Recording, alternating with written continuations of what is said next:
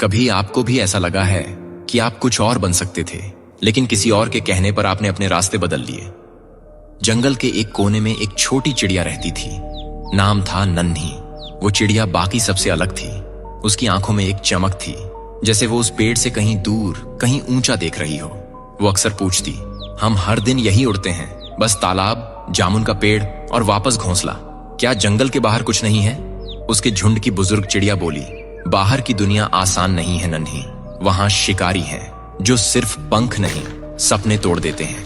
और कई बार अकेलापन इतना गहरा होता है कि अपनी ही आवाज डराने लगती है। बंदर ने हंसकर कहा, इतना सोचती क्यों है?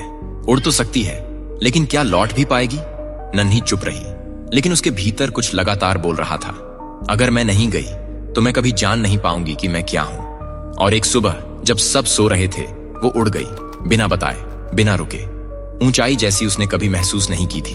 पहाड़, मैदान, सूखे पेड़, चमकते तालाब और फिर खुलापन। ना कोई सीमा, ना कोई झुंड, बस हवा और वो। लेकिन कुछ ही घंटों में थकान, डर, अकेलापन घेरने लगे। कहीं बैठने की जगह नहीं, कोई दिशा नहीं। उसने खुद से पूछा, क्या मैंने गलती कर दी? और तभी एक दूर की चिड़िया दिखी जो मुस्कुराते हुए बोली, हर उड़ान में डर होता है, पर अगर तू रुकती तो तू ये कभी जानती ही नहीं कि तुझमें इतना दम है। नन्ही लौट आई, लेकिन वो वैसी नहीं थी जैसी गई थी। उसके पंखों में अब उड़ान से ज्यादा विश्वास था। उसने बाकियों को वो दुनिया दिखाई जो किसी ने देखी ही नहीं थी। हम सभी उस नन्ही चिड़िया की तरह हैं। हमारे अंदर कुछ और बनने की चाह होती है, कुछ और देखने की, कुछ नया करने की। लेकिन हमारा झुंड यानी समाज, परिवार, दोस्त अक्सर हमें सुरक्षा के नाम पर रोकता है।